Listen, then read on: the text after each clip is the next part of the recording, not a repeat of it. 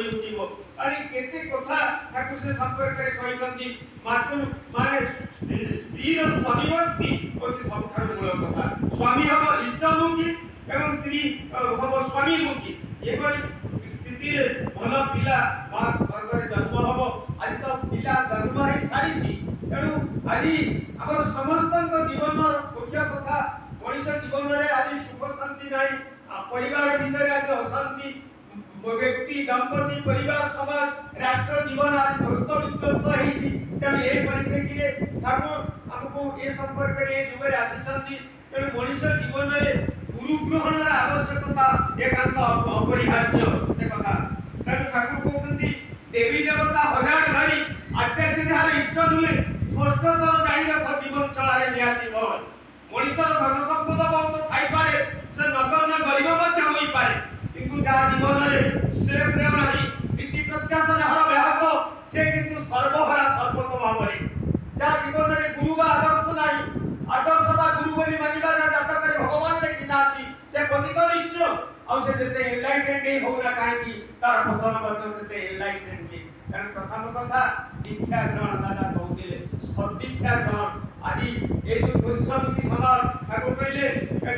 वर्तमान एभଳି भाବରେ ସମାଜରେ ଆସୁଛି ଯାହା ଫଳରେ ମହାଯୁଦ୍ଧ ଲୋକପ୍ରିୟ ସମ୍ପଦ ଲକ୍ଷ୍ୟ କିଛି ନୁହେଁ ଅବସ୍ଥା ଦେଖି ମନେ ହୁଏ ମନୁଷ୍ୟଙ୍କର ମୂଳ ବୁନିୟାଦ ଲୋପ ପାଇବା କିଛି ଅସମ୍ଭବ ନୁହେଁ ଆପଣ ମାନେ ଦୀକ୍ଷା ଶିକ୍ଷା ବିବାହ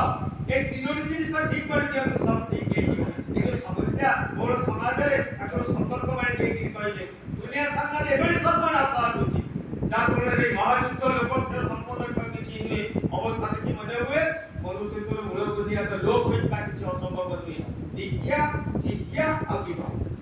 ଏ ତିନୋଟି ଜିନିଷ ଯଦି ଠିକ କରିଦବ ତାହେଲେ ସବୁ ଠିକ ହେଇଯିବ ତେଣୁ ଦୀକ୍ଷା ମାନେ ଠାକୁର କହିଛନ୍ତି ଗୋଟେ ପିଲା ଆଜି ତ ଠାକୁର ଗୋଟେ ପିଲାର ଯୋଉ ସନ୍ତାନ ଚର୍ଚ୍ଚା କରିବା ପାଇଁ ତିନୋଟି ପ୍ରକାର ତିନୋଟି ଶିକ୍ଷାର ତିନୋଟି ବିଧାନ ଦେଇଛନ୍ତି ମାତୃଗର୍ଭସ୍ଥ ଶିକ୍ଷା ପାରିବାରିକ ଶିକ୍ଷା ଆନୁଷ୍ଠାନିକ ଶିକ୍ଷା ସେ ସବୁ ଉପରେ ହେଇଗଲାଣି पिला आज 13 वर्ष रे पदार्पण करिछि जो 3 एज पिला रे जो स्खलन हुए से 13 14 वर्ष बेलको से ठाकुर 12 वर्ष रे दीक्षा रे व्यवस्था करिसथि दीक्षा नै शिक्षा धर आचार्य को परिस आचरणी बोधोचने ज्ञान सागर होना पर दादा तो ठीक 12 वर्ष वयस रे ताको दीक्षा दे देछथि तने गोटे पिला केमति गोटे भलो पिला हबो से केमति पितृकैंद्रिक मातृकैंद्रिक इष्टकैंद्रिक जीवन यापन करिवो पितामाता को भक्ति करिवो ये कथा से पिला को शिक्षा दवा उचित ठाकुर कहले ठाकुर कहउछंती जे आपण के स्थानक रीति स्वल्प मान आपण माने जानिछंती लाले के 5 वर्ष 10 वर्ष ताळे प्राप्त को 16 वर्ष पुत्र मित्र विवाह करे 5 वर्ष पर्यंत लालन पालन करिवो 10 वर्ष पर्यंत शासन करिवो 16 वर्ष हे गेले पिला प्रति टिके श्रेष्ठता करिवो आ से बणी मार्गदर्शक किछि नाही कारण आज पिला माने ठाकुर तो कहले संतान जन्मदार मार इच्छा दिन मां चाहिले ता कोले उठे सुसंतान देई परिबो मां चाहिले ता कोले संतान परिवर्तन शैतान को भी देई परिबो तेणु सेटा होछि मार इच्छा दिन ता कोले सुसंतान आसीबार विधि विधान ठाकुर देइछन से संपर्क आलोचना करिले समय आसी शेष हेइ गले दर्शन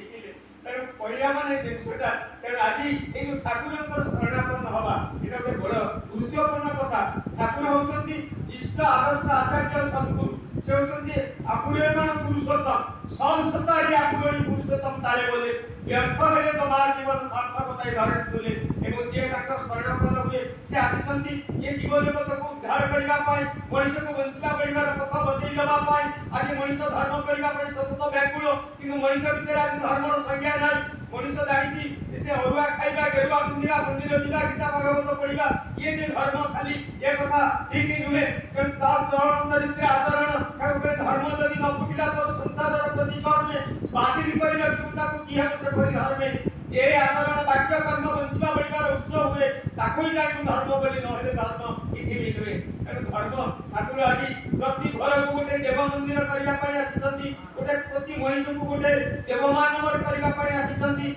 every man is to be reform every house is to be reconstructed Thakur आसीछंती ये संसार अमृत ही संतान ठाकुर को अमृत ही संतान की अमृत ही जीवन द्वारा मरण प्रति देवबा कई सर्वहरा गोटे मनुष्य को देव मानव करिबा पई से आसीछंती घरे घरे सुख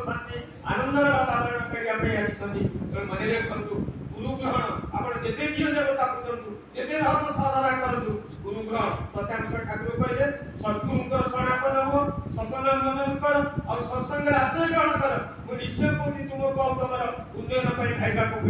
ପଡ଼ିବ ନାହିଁ। ଯାହା ଜୀବନରେ ସବୁ କହୁଛନ୍ତି ଯେ ମଣିଷ ଜୀବନରେ ଗୁରୁ ଗ୍ରହଣ ହେଉଛି ଏକାନ୍ତ ଆବଶ୍ୟକ। ତେଣୁ ଆସନ୍ତୁ ଯାହାଙ୍କର ଶରଣାପନ୍ନ, ଯେ ଆଜି ଆମକୁ ନିର୍ଭର ପ୍ରତିଶ୍ରୁତିପୂର୍ଣ୍ଣ ଅଭୟବାଣୀ ପ୍ରଦାନ କରିଛନ୍ତି, ଯିଏ ଥରେ ମୋର ଶରଣ ନିଏ ତାର ଭାବନା ଥାଏ ମାନେ ମତେ ଟିକେ ବିଶ୍ୱାସ କର ଭଲ ପାଅ, ମୁଁ ତମର ନରକରେ ସ୍ୱର୍ଗ ରାଜ୍ୟ କରିଦେବି।